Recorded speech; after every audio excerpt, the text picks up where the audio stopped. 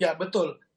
Kita terus terang aja tidak bisa membandingkan apple to apple dengan banking industry karena fintech peer-to-peer ini kan beda banget ya. Ini masyarakat yang unbanked dan underserved. Artinya juga sebagian besar pinjaman ini kan clean ya, clean, tanpa jaminan. Tetapi di fintech ini banyak juga kan UMKM yang pakai jaminan, sehingga pasti itu jauh di bawah 0,4%. Bahkan kalau kita riset itu di 0,07%, ya, sehingga hampir di atas sedikit perbankan karena mereka pakai jaminan dan sebagainya, dan tentunya kredit kontrolnya, risk kontrolnya juga lengkap ya karena sebagian besar usaha UMKM gitu. Jadi kalau ditanya apa komponennya ya 0,4 itu ya sudah include di dalamnya semua, baik bunga untuk lender maupun biaya layanan lainnya.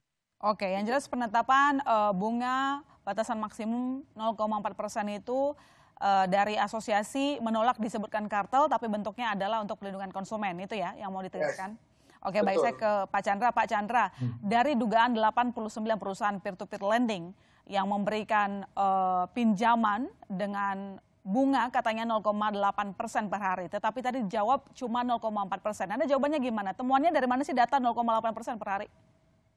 Ya, itu kan memang bertahap. Tadi kan juga diakui oleh Pak Anci ya. Diakui 2019 itu, tadi kan saya bicara data 2019.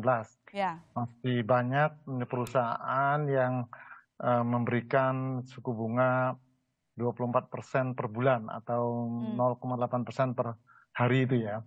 Nah, ini kan nanti kalau sudah menjadi perkara akan didalami, tadi pertanyaan kepada Pak Anci komponennya itu, sehingga apakah itu akan menghasilkan, biasanya kan kalau tujuan orang berkartel itu kan mendapatkan keuntungan yang eksesif ya. Keuntungan yang eksesif. Nah, itu kan kita dalami dan kita akan minta komponen-komponen biayanya, sehingga apakah betul dihabiskan untuk biaya atau sebetulnya keuntungannya yang eksesif.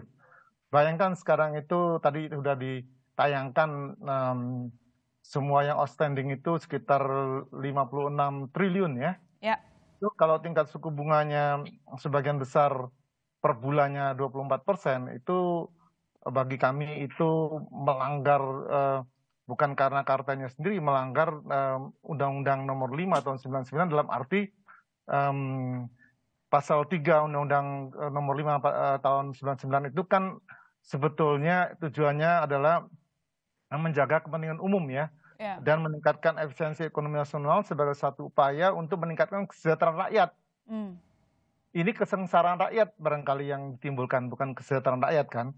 Dan juga kita tahu bahwa pelaku usaha, itu pasal 2 ya, Undang-Undang Nomor 5 tahun 99 itu, pelaku usaha di Indonesia itu melakukan kegiatan usahanya harus dalam kerangka demokrasi ekonomi ya, dengan memperhatikan keseimbangan antara kepentingan pelaku usaha dan kepentingan umum. Apakah itu sudah diperhatikan oleh pelaku usaha pinjol ini yang tadi saya duga bisa saja nanti keuntungannya eksesif ya. Artinya kalau di perbankan tadi disinggung perbankan itu KTA saja ya, KTA ini, kredit tanpa anggunan. Itu kan satu bulan itu berkisar 1,1 sampai 2% per bulan. Bumi sama langit kan? Kalau tadi itu 24%, ini hanya 1 sampai 2%.